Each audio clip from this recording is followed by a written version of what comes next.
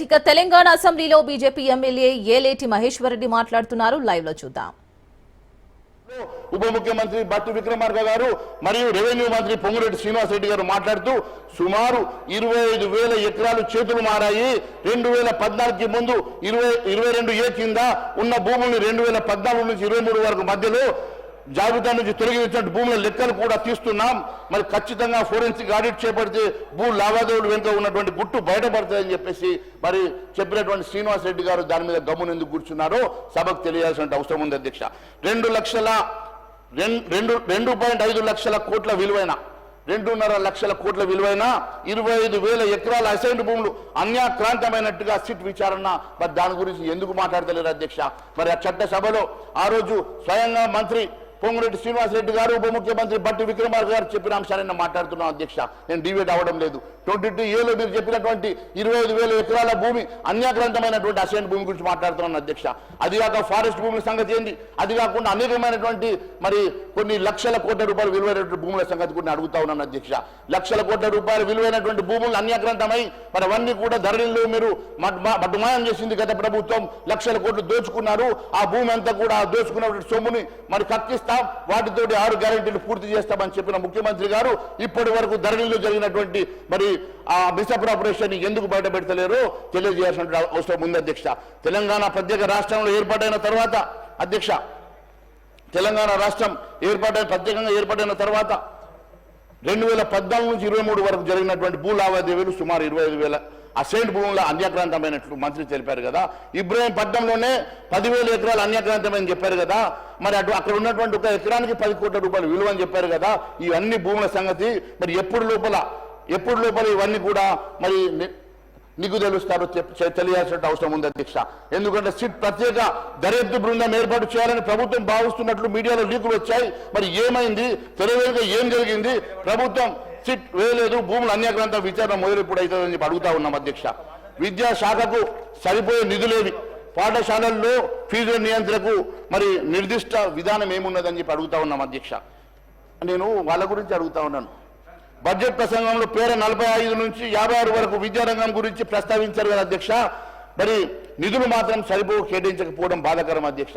ఎందుకంటే మీ మేనిఫెస్టోలో పెట్టారు 15% నిధుల్ని విద్యాశాఖకు కేటాయిస్తామని చెప్పారు. మరి ఇప్పటి వరకు సొంత భవనాలు లేనటువంటి గురుకులు కానీ, సొంత భవనాలు లేనటువంటి అనేకమైనటువంటి మరి రెసిడెన్షియల్ స్కూల్స్ కానీ మరి అవన్నింటినీ కూడా మేము కట్టిస్తామని చెప్పారు. మరి దేనికోసం అని చెప్పి 15% మీరు నిధులు కేటాయించలేదు. మరి 15% నిధులు కేటాయించాలంటే ఈ రాష్ట్రానికి 45,000 కోట్ల రూపాయలు మరి నిధులు కేటాయించాలా? కేవలం 23,000 కోట్ల రూపాయలు నిధులు కేటాయించి చేయి దులుపుకునే ప్రయత్నం చేస్తా ఉన్నారంటే మీరు కనీసం సగం కూడా నిధులు మరి విద్యాశాఖ కేటాయించకుండా ఏ రకంగా నాణ్యమైనటువంటి విద్య మీరు అట్టడుగు బడుగు బలైన వర్గాలకు మరి అక్కడ చదువుతున్నటువంటి విద్యార్థులకు ఇస్తారో తెలియజేయాల్సిన అవసరం ఉన్నది అధ్యక్ష. కేవలం మీరు బడ్జెట్లో మీరు మాటల్లో గొప్పలు చెప్పుకునే ప్రయత్నం చేస్తా ఉన్నారు, కానీ ఎక్కడ కూడా బడ్జెట్లో కేటాయింపులు ఎక్కడ కూడా అది కనబడతలేదని చెప్పి నేను తెలియజేస్తా ఉన్నాను అధ్యక్ష. ఫీ రెగ్యులేషన్ కమిటీ ఏర్పాటు చేస్తామని, విద్యా కమిషన్ ఏర్పాటు చేసి ఫీజును నియంత్రిస్తామని చెప్పి మరి నిర్దిష్ట విధానాన్ని ఇప్పటి వరకు ఖరారు చేయకపోవడం చాలా శోచనీయం అధ్యక్ష.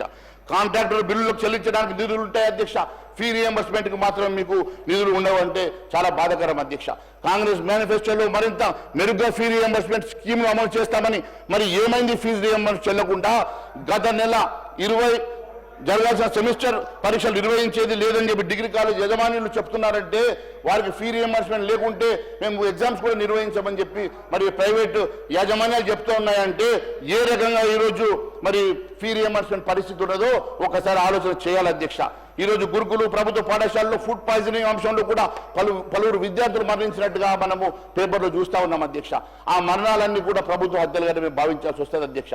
ఎందుకంటే ఈ ప్రభుత్వం బాధ్యత అధ్యక్ష. తాండూరు గురుకుల పాఠశాలలో ఫుడ్ పాయిజనింగ్, విద్యార్థులకు అస్వస్థత, నారాయణపేట జిల్లా మునుగోడు ఉన్నత పాఠశాలలో ఫుడ్ పాయిజనింగ్, హైకోర్టు తీవ్రంగా ఆగ్రహించినటువంటి సంగతి. వారంలో 3 సార్లు ఫుడ్ పాయిజనింగ్ జరిగితే అధికారులు ఏం చేస్తున్నారని నిలదీసిన హైకోర్టు. కొమరం భీం ఆసిఫాబాద్ జిల్లా వాంకిడి గురుకుల పాఠశాలలో ఫుడ్ పాయిజనింగ్, 60 మంది విద్యార్థులకు అస్వస్థత, చికిత్స పొందుతూ శైలజ అనే విద్యార్థి మృతి.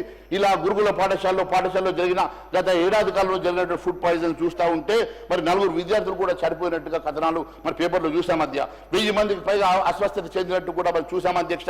ఇవన్నిటిని కూడా మరి ప్రభుత్వం ఎందుకు మరి వెల్లడించడం లేదు, దాని మీద ఎందుకు మరి విచారణ చేయడం లేదో తెలియజేస్తా ఉన్నాం అధ్యక్ష.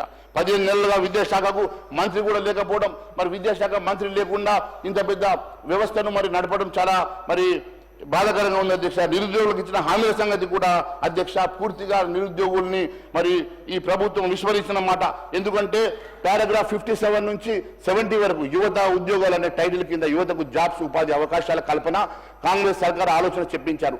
సరే, కాంగ్రెస్ మేనిఫెస్టోలో ఇచ్చిన హామీలు అమలు గురించి ఎందుకు ప్రస్తావించలేదు? కాంగ్రెస్ అసలు 35 minutes అయినాయి. 35 minutes అయింది. మీరు ఇంకా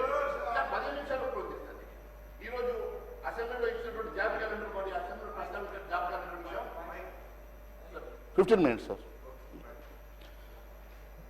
మరి బడ్జెట్ ప్రసంగంలో అసెంబ్లీలో ఇచ్చినటువంటి కాంగ్రెస్ అధికారంలో వచ్చి మొదటి ఏడాదిలోనే 2 లక్షల ఉద్యోగాలు ఇస్తామన్న సంగతి కానీ, మరి పోస్టు భర్తీ చేస్తామన్నటువంటి అంశాలు కానీ లాఠీచార్జ్ చేసినటువంటి సర్కార్ అధ్యక్ష. ఇది 4,000 భృతి ఏమైందని చెప్పి అడుగుతా ఉన్నాం అధ్యక్ష. మరి 4,000 నిరుద్యోగులకు 4,000 రూపాయలు భృతి ఇస్తామని చెప్పి మోసం చేసిన సంగతి కూడా మేము అడుగుతా ఉన్నాం అధ్యక్ష. అంతేకాదు అధ్యక్ష,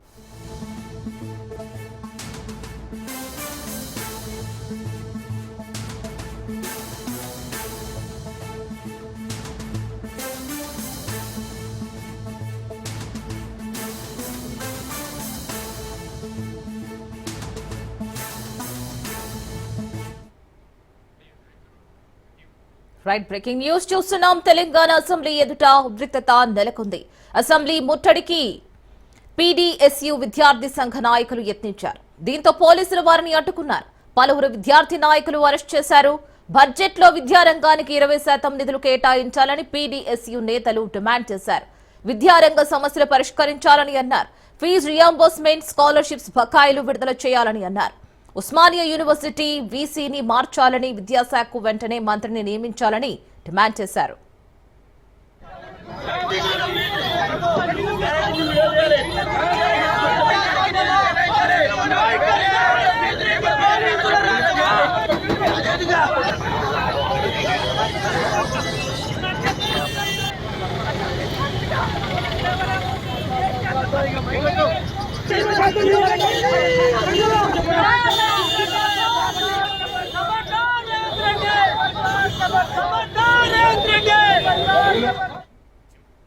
బ్రేకింగ్ న్యూస్ చూస్తున్నాం. తెలంగాణ అసెంబ్లీ ఎదుట ఉద్రిక్తత నెలకొంది. అసెంబ్లీ ముట్టడికి పీడీఎస్యూ విద్యార్థి సంఘ నాయకులు యత్నించారు. దీంతో పోలీసులు వారిని అడ్డుకున్నారు. పలువురు విద్యార్థి నాయకులను అరెస్ట్ చేశారు. బడ్జెట్ లో విద్యారంగానికి 20% నిధులు కేటాయించాలని పీడీఎస్యూ నేతలు డిమాండ్ చేశారు. విద్యారంగ సమస్యలు పరిష్కరించాలని అన్నారు. ఫీజు రియంబర్స్మెంట్, స్కాలర్షిప్ బకాయిలు విడుదల చేయాలని అన్నారు. ఉస్మానియా యూనివర్సిటీ వీసీని మార్చాలని, విద్యాశాఖకు వెంటనే మంత్రిని నియమించాలని డిమాండ్ చేశారు.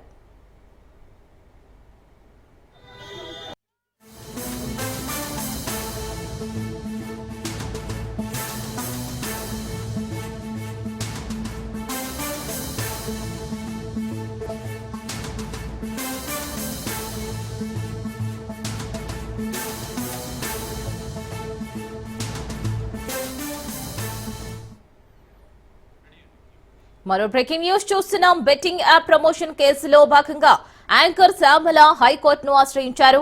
బెట్టింగ్ కేసులో తన మీద నమోదైన ఎఫ్ఐఆర్ ను క్వాష్ చేయాలని శ్యామల పిటిషన్ దాఖలు చేశారు. అయితే శ్యామల పిటిషన్ పై నేడు హైకోర్టులో విచారణ జరగనుంది. ఇప్పటికే బెట్టింగ్ యాప్స్ ను చేసినందుకు పంజాగుట్ట పిఎస్ లో యాంకర్ శ్యామలపై కేసు నమోదైంది. ఆంధ్ర 365 అనే ఆన్లైన్ గేమింగ్ యాప్ కు యాంకర్ శ్యామల ప్రమోట్ చేసినట్లు పోలీసులు ఎఫ్ఐఆర్ లో పేర్కొన్నారు.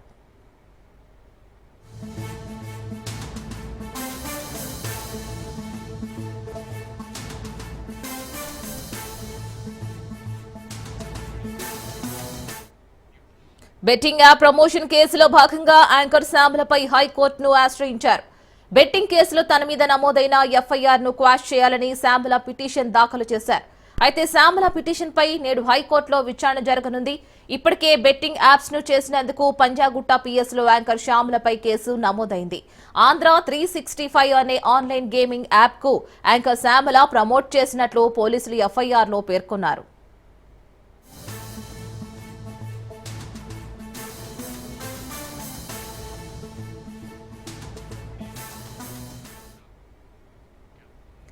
బెట్టింగ్ యాప్స్ కేసులో కీలక పరిణామం చోటు చేసుకుంది. బెట్టింగ్ చేసి ఆత్మహత్యకు పాల్పడిన ఘటనలపై ఆరా తీస్తున్నారు.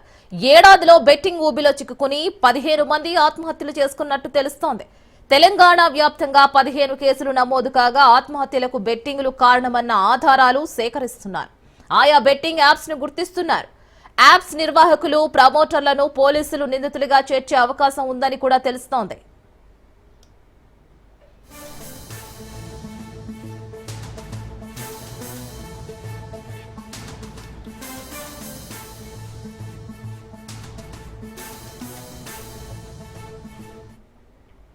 బెట్టింగ్ యాప్స్ కేసులో కీలక పరిణామం చోటు చేసుకుంది. బెట్టింగ్ చేసి ఆత్మహత్యకు పాల్పడిన ఘటనలపై ఆరా తీస్తున్నారు. ఏడాదిలో బెట్టింగ్ ఊబిలో చిక్కుకొని 15 మంది ఆత్మహత్యలు చేసుకున్నట్లు తెలుస్తోంది. తెలంగాణ వ్యాప్తంగా 15 కేసులు నమోదు కాగా ఆత్మహత్యలకు బెట్టింగ్లు కారణమన్న ఆధారాలు సేకరిస్తున్నారు. ఆయా బెట్టింగ్ యాప్స్ ను గుర్తిస్తున్నారు. యాప్స్ నిర్వాహకులు, ప్రమోటర్లను పోలీసు నిందితులుగా చేర్చే అవకాశం కూడా ఉందని తెలుస్తోంది. రాజశేఖర్ ఆరోపణలను వైసీపీ ఖండించింది. మరి రాజశేఖర్ ఆత్మ విమర్శ చేసుకోవాలని అన్నారు మాజీ మంత్రి విడుదల రజని. మర్రి గెలుపు కోసం వైఎస్ఆర్ ప్రచారం చేశారని అన్నారు. రెడ్ బుక్ పాలనలో తన వాయిస్ వినిపించి ఉంటే మర్రి గౌరవం పెరిగి ఉండేదని కూడా అన్నారు. మర్రి రాజశేఖర్ ను వైసీపీ మోసం చేయలేదని, వైసీపీలో ఎంతో ప్రాధాన్యత ఇచ్చామని కూడా అన్నారు. కానీ ప్రాధాన్యత ఇవ్వలేదని దుష్ప్రచారం చేస్తున్నారని అన్నారు. 2014లో చిలకలూరిపేట నియోజకవర్గం నుంచి మర్రి రాజశేఖర్ కు టికెట్ ఇచ్చారని తెలిపారు.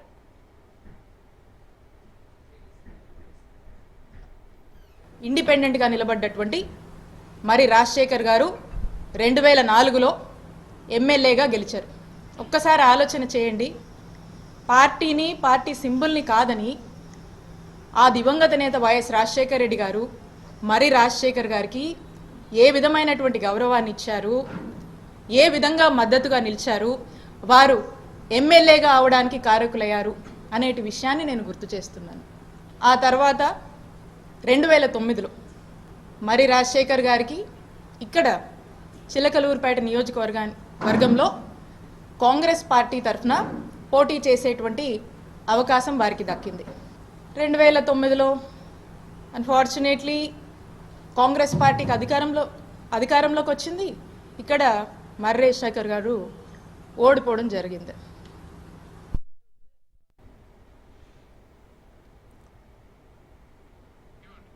జగనన్న మాట కోసమే గుంటూరు వెళ్లనున్నారు విడుదల రజని. చిలకలూరిపేట ఇన్ఛార్జ్ బాధ్యతలు తీసుకున్నట్లు చెప్పారు. వైసీపీ కార్యకర్తగా అధినాయకుడి మాట కోసమే గుంటూరులో పోటీ చేశానని కూడా అన్నారు. తన సొంత నియోజకవర్గానికి పంపించిన జగన్మోహన్ రెడ్డికి కృతజ్ఞతలు అంటూ చెప్పుకొచ్చారు. చిలకలూరిపేటలో వైసీపీని బలోపేతం చేయడమే తన కర్తవ్యమని అన్నారు విడుదల రజని. మా నాయకుడు జగన్మోహన్ రెడ్డి గారు అప్పట్లోనే ఉమ్మడి గుంటూరు జిల్లాకు సంబంధించినటువంటి జిల్లా పార్టీ ప్రెసిడెంట్ బాధ్యతలు కూడా మరి రాజశేఖర్ గారికి ఇవ్వటం జరిగింది. ఎందుకంటే తమని నమ్ముకొని అడుగు వేశారు కాబట్టి వైఎస్ఆర్ కాంగ్రెస్ పార్టీ రాజశేఖర్ గారికి ఇచ్చినటువంటి గౌరవం అని గుర్తు చేస్తూ ఉన్నాను. అంటే ఒక్కసారి ఆలోచించండి. ఆ దివంగత మహానేత డాక్టర్ వైఎస్ రాజశేఖర రెడ్డి గారు కానీ, మా నాయకుడు జగన్మోహన్ రెడ్డి గారు కానీ అప్పటి నుంచి కూడా ఎటువంటి గౌరవం మరి రాజశేఖర్ గారికి ఇచ్చారు అనేటువంటి విషయం. ఆ తర్వాత 2014లో వైఎస్ఆర్ కాంగ్రెస్ పార్టీ తరఫున మన చిలకలూరుపేట నియోజకవర్గం నుంచి మరి రాజశేఖర్ గారు పోటీ చేసేటువంటి అవకాశం మా నాయకుడు జగన్మోహన్ రెడ్డి గారు ఇచ్చారు. అప్పుడు కూడా మరి రాజశేఖర్ గారు ఓడిపోయారు. ఆ తర్వాత ఓడిపోయినా కూడా ఏదైతే ఉమ్మడి గుంటూరు జిల్లా పార్టీ ప్రెసిడెంట్ పదవి ఉందో ఆ పదవిని జగన్మోహన్ రెడ్డి గారు మర్రి రాజశేఖర్కి కొనసాగించారు. మా వైఎస్ఆర్ కాంగ్రెస్ పార్టీకి సంబంధించినటువంటి మా నాయకులు కార్యకర్తల కష్టంతో, మా నాయకుడు జగన్మోహన్ రెడ్డి గారి ఆశీస్సులతో, ఇక్కడున్నటువంటి ప్రజల దీవెనతో, ఒక మంచి మెజారిటీతో మొట్టమొదటిసారిగా వైఎస్ఆర్ కాంగ్రెస్ పార్టీ జెండాని ఈ నియోజకవర్గంలో 2019 ఎలక్షన్లో మేము ఎగురవేయగలిగాము. ఇది ఇక్కడ ఉన్నటువంటి ప్రతి ఒక్కరి కష్టమని నేను తెలియజేస్తున్నాను. తన కులమే వైసీపీలో తనకు శాపమైందని రాజీనామా అనంతరం కమెంట్ చేశారు మర్రి రాజశేఖర్ రెడ్డి. పార్టీ నుంచి తాను వెళ్లిపోవడానికి ప్రధాన కారణం జగనేనని అన్నారు. వైసీపీలో తనకు సరైన గుర్తింపు లేదని, చాలా చులకన భావంతో చూశారని ఆవేదన వ్యక్తం చేశారు. మంత్రి పదవి ఇస్తామని హామీ ఇచ్చి ఇవ్వలేదని, ఎట్టకేలకు 2023 చివర్లో ఎమ్మెల్సీ పదవి ఇచ్చారని చెప్పుకువచ్చారు. ఓడిపోయిన విడుదల రజనిని చిలకలూరిపేట ఇన్ఛార్జిగా చేశారని, ఆమెను బలోపేతం చేసేందుకు తనను అవమానాలకు గురి చేశారని మర్రి రాజశేఖర్ ఆరోపించారు. దీంతో ఇక మర్రి ఆరోపణలను విడుదల రజని ఖండించారు. రేవంత్ పాలనపై మాజీ మంత్రి హరీష్ రావు నిప్పులు చెరిగారు. ఎన్నికల ముందు హామీలు ఇచ్చారు, ఆ తర్వాత హామీలను ఏమార్చారంటూ కాంగ్రెస్ పై మాజీ మంత్రి హరీష్ రావు మండిపడ్డారు. ఎన్నికల ముందు నో ఎల్ఆర్ఎస్ నో బీఆర్ఎస్ అన్నారని, ఇప్పుడు ముక్కుపిండి వసూలు చేస్తున్నారంటూ ఆగ్రహం వ్యక్తం చేశారు. ఫార్మాసిటీ భూములపై నాడు పోరాటం చేసిన వారే ఇప్పుడు బలవంతంగా రైతుల నుంచి లాక్కుంటున్నారని అన్నారు. ఎన్నికల ముందు మార్పు పేరిట వాగ్దానాలు ఇచ్చారు, ఎన్నికలయ్యాక ఆ వాగ్దానాలను ఏమార్చారు. సింపుల్గా స్ట్రైట్గా చెప్పాలంటే అధ్యక్ష, ఎన్నికల ముందు ఏమన్నారు? ఎల్ఆర్ఎస్ వద్దు, నో ఎల్ఆర్ఎస్ నో బీఆర్ఎస్ అన్నారు. ఎల్ఆర్ఎస్ ఉచితంగా చేస్తామన్నారు. కానీ ఇప్పుడు ఏమంటున్నారంటే ముక్కుబిండి ఎల్ఆర్ఎస్ వసూలు చేస్తాం, ఎల్ఆర్ఎస్ కట్టాల్సిందే అని ఇలా పేద ప్రజల రక్త మాంసాలు పీల్చి ఇలా ఎల్ఆర్ఎస్ ను వసూలు చేస్తా ఉన్నారు. రెండవది అధ్యక్ష, ఆనాడు బట్టి గారు, సీతక్క గారు, ఉత్తమ్ కుమార్ రెడ్డి గారు ఫార్మాసిటీకి మేము భూములు సేకరిస్తా ఉంటే ఆ రోజు అక్కడ పాదయాత్ర చేసి పచ్చటి భూములు ఎలా తీసుకుంటారు, మా ప్రభుత్వం అధికారంలోకి వస్తే ఫార్మాసిటీ భూములు తిరిగి వాపస్ ఇస్తాము అన్నారు. ఈ రోజు ఏమంటున్నారు అధ్యక్ష? ఇంకా 14,000 లాక్కుంటాం, ఈ 16,000 ఇచ్చులేదు కానీ ఇంకా 14,000 లాక్కుంటామని చెప్పి బలవంతంగా ఇలా రైతుల నుంచి భూములు సేకరించి ఆ ఫార్మాసిటీ పేరును అందంగా ఫ్యూచర్ సిటీ అని చెప్పి పెట్టి ఇవాళ తిరిగి భూములు లాక్కుంటున్నారు అధ్యక్ష. బుద్ధి మాధ్యం అని హరీష్ రావు చేసిన వ్యాఖ్యలను ఖండిస్తున్నామని అన్నారు deputy CM Bhatti Vikramarka. Speaker అభ్యంతరం చెప్పినప్పుడు ఏకీభవించాలని అన్నారు. జగదీష్ రెడ్డి తరహాలో హరీష్ రావు ప్రవర్తిస్తున్నారని కూడా అన్నారు. స్పీకర్ అభ్యంతరానికి హరీష్ రావు అభ్యంతరం చెప్పడం కరెక్ట్ కాదని కూడా అన్నారు. బడ్జెట్ పరిధి దాటి అడ్డగోలు వ్యాఖ్యలు హరీష్ రావు చేస్తున్నారని భట్టి కౌంటర్ ఇచ్చారు. ఇప్పుడు బడ్జెట్ కూడా మాట్లాడుతూ ఉన్నారు, చాలా సంతోషం. రెండింటి మీద మీరు అనలైజ్ చెప్తా ఉంటే మేము రాసుకొని సమాధానం చెప్పడానికి కూడా సిద్ధంగా ఉన్నాం. కానీ మీరు ఆ చెప్పే విషయం వదిలేసి పొలిటికల్గా స్లోగన్స్ చెప్పించడానికి ఎక్కువ ప్రయత్నం చేస్తున్నారనేది మీ ఉపన్యాసం ద్వారా అర్థమవుతా ఉంది. దాని పరిధి కూడా దాటి సభాపతి గారు సభా విలువల్ని పెంపొందించాలని మంచిగా మీకు సలహా ఇస్తూ ఉన్నారు. మీకు బుద్ధిమాన్యం ఉందని మా అందరి గురించి మాట్లాడుతూ ఉంటే అది కరెక్ట్ కాదని చెప్తా ఉన్నారు. రైట్, మీరు కనీసం నిజంగా విఘ్నులైతే స్పీకర్ గారు సభాపతి గారు చెప్పిన దాన్ని విని బుద్ధిమాన్యం అన్న మాట పొరపాటు అయిపోయింది, నేను విత్డ్రా చేసుకుంటున్నా అని చెప్పి వారి ప్రసంగం చెప్పాలి. కానీ వారు జగదీష్ రెడ్డి గారు ఎట్లయితే మాట్లాడటం కోసం ప్రయత్నం చేసి ఏం చేశారో ఇప్పుడు అదే ప్రయత్నంలో వీరు వెళ్తా ఉన్నారు అధ్యక్ష. ఇది కరెక్ట్ కాదు. మీకు సరే ముఖ్యమంత్రి గారు అన్నారు, మమ్మల్ని అన్నారు, మాకు బుద్ధిమాంద్యం అన్నారు. రైట్, మాకు బుద్ధి ఉందో మీకు బుద్ధి ఉందో నేను మొత్తం రాసుకున్న తర్వాత లెక్కలు చెప్పేటప్పుడు చెప్తాను. నేను సభాపతి గారితో కూడా ఆర్గ్యుమెంట్ ఏంటి అధ్యక్ష? మీకు దట్స్ నాట్ కరెక్ట్ అధ్యక్ష. వారు లెక్కలు చెప్పమని చెప్పండి, రాసుకుంటాం. భాష వాడేటప్పుడు మాత్రం సభా నాయకుల గురించి కానీ ప్రభుత్వంలో ఉన్నటువంటి పెద్దల గురించి కానీ మంత్రుల గురించి కానీ పరిధి దాటి మాత్రం మాట్లాడొద్దు అధ్యక్ష. ఇది కరెక్ట్ కాదు. హైదరాబాద్ చుట్టూ ఔటర్ రింగ్ రోడ్డు వేశారని అన్నారు మంత్రి కోమటిరెడ్డి వెంకటరెడ్డి. ఎన్నికలకు 2 మాసాల ముందు ఔటర్ రింగ్ రోడ్ ను కమిషన్లకు కక్కుర్తిపడి అమ్ముకున్నారని కూడా అన్నారు. బీఆర్ఎస్ కోకాపేట యాక్షన్ అంతా తమకు తెలుసునని అన్నారు. బీఆర్ఎస్ నాయకులు బినామీలు 100 కోట్లకు కొనుగోళ్లను ఎవరూ మర్చిపోలేదని కూడా అన్నారు. రోడ్డును ఎవరైనా అమ్ముకుంటారా అని ప్రశ్నించారు. చరిత్రను ఎవరూ మర్చిపోలేదని అన్నారు కోమటిరెడ్డి వెంకటరెడ్డి. సభ్య సమాజం తలదించుకునే విధంగా ఔటర్ రింగ్ రోడ్డుని కమిషన్ కక్కుర్తిపడి 7,300 కోట్లకు ధర చరిత్ర వీళ్ళ సార్ వీళ్ళది. ఇక భూముల అమ్మకాలు, కోకాపేట్ల యాక్షన్లు, వీళ్ళ బిరామీలు 100 కోట్ల లెక్క పెట్టిన భూముల చరిత్ర. రోడ్డు విలువ 1,00,000 కోట్ల పైన ఉంటుంది అధ్యక్ష. రోడ్డు అమ్ముకుంటారు అధ్యక్ష ఎవరైనా? ఈయన భూముల అమ్మకాల గురించి మాట్లాడుతున్నాడు. హరీష్ రావు గారు భూముల అమ్మకాలు మాట్లాడుతున్నారు. హరీష్ రావు గారు మొత్తం తెలియదు అధ్యక్ష. హరీష్ రావు ముందు పెట్టి మాట్లాడిపిస్తారు, వెనక నడిపించే 2-3 ఉన్నారు. హరీష్ రావు మొత్తం తెలియదు. దయచేసి మీ చరిత్ర తెలుసుకొని మాట్లాడండి. మన తెలంగాణ సభ్య సమాజం తలదించుకునే విధంగా మిషన్ భగీరథ ఆఫీసులో మంత్రి సీతక్క సమీక్ష నిర్వహించారు. రిజర్వాయర్లలో తాగునీటికి తగినంత నీటి నిల్వలు ఉన్నాయని అన్నారు. గతంలో త్రాగునీరు అందని గ్రామాలకు కూడా ఈసారి త్రాగునీరు సరఫరా చేస్తున్నామని అన్నారు. ఏదైనా సాంకేతిక కారణాలతో సమస్యలు తలెత్తినా ఇబ్బందులు లేకుండా ప్రత్యామ్నాయ ఏర్పాట్లు చేస్తున్నామని మంత్రి తెలిపారు. త్రాగునీటి అవసరాలకు ఇచ్చేందుకు ప్రతి కలెక్టర్ వద్ద 2 కోట్ల నిధులను అందుబాటులో ఉంచుతున్నామని కూడా అన్నారు. జాగ్రత్తగా త్రాగునీటిని వినియోగించాలని మంత్రి సూచించారు. తాగునీటి సరఫరాల్లో సమస్యలు తలెత్తకుండా చర్యలు తీసుకోవాలని తెలిపారు. యూట్యూబ్ ఛానల్ పెట్టుకొని మీడియాను అడ్డం పెట్టుకొని దుష్ప్రచారం చేసి కార్లతోటి ఎస్సీలు ఈలు డీస్ అందరితో ఈ యొక్క వీడియో కాన్ఫరెన్స్ తీసుకోవడానికి కార్లు ఆ స్పాట్కి వెళ్ళి అక్కడ జరిగిన వాస్తవాలు చెప్పి